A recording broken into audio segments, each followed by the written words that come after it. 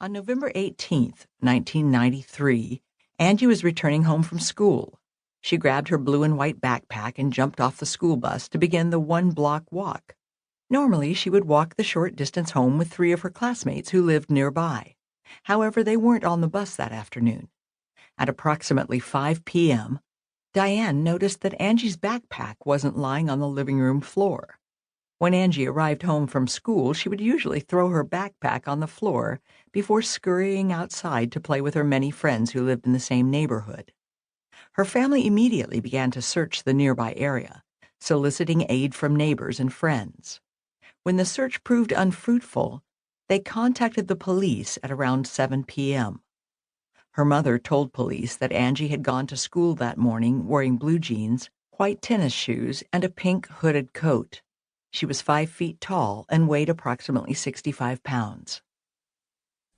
When Police Chief Bob Schrader was first made aware of Angie's disappearance, he said that in his gut he knew that there was something terribly wrong.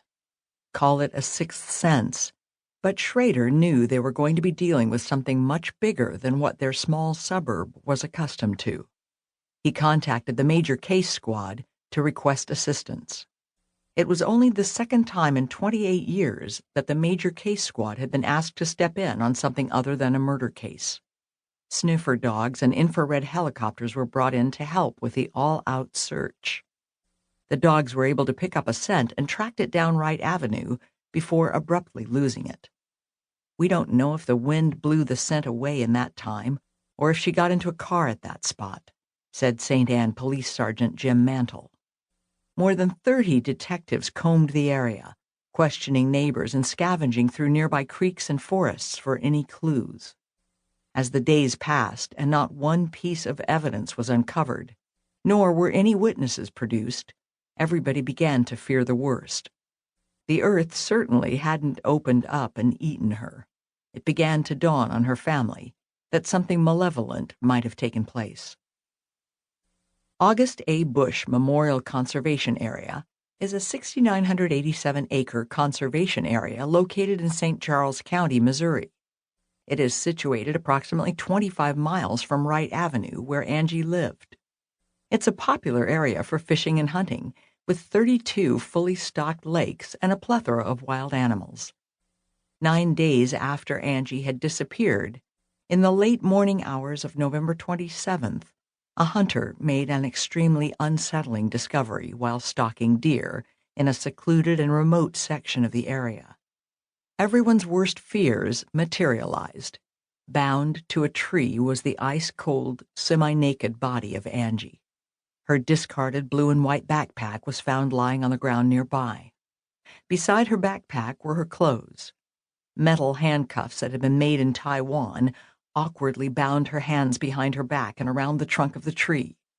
Thick gray duct tape was partially wrapped around her head to cover her eyes, along with a piece taped over her mouth to subdue any pleas for help.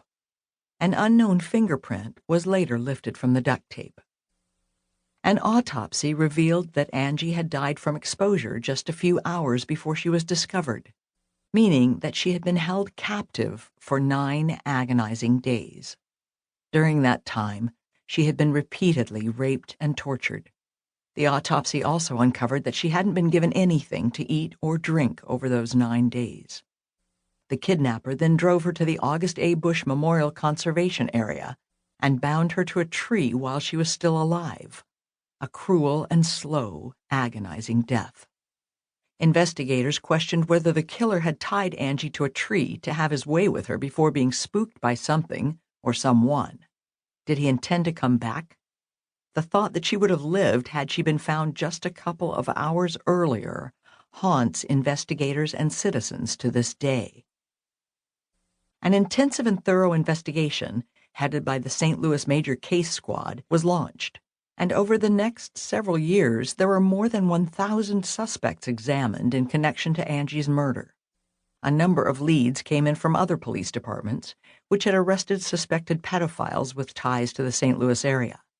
A 24-hour hotline was set up so that anybody with information could anonymously get into contact with the police, and a $100,000 reward fund for information leading to the arrest of the perpetrator was gathered. By 1999, this fund would reach a hefty $250,000. The crime rocked the small, close-knit community and caused mass panic among parents. After-school programs to discuss safety tips with children were organized, and volunteers were recruited to watch over bus stops and areas around schools. Unmarked police cars followed unsupervised children wherever they went as an extra precaution. A bereavement program was provided by St. Louis Children's Hospital for disturbed parents and their children.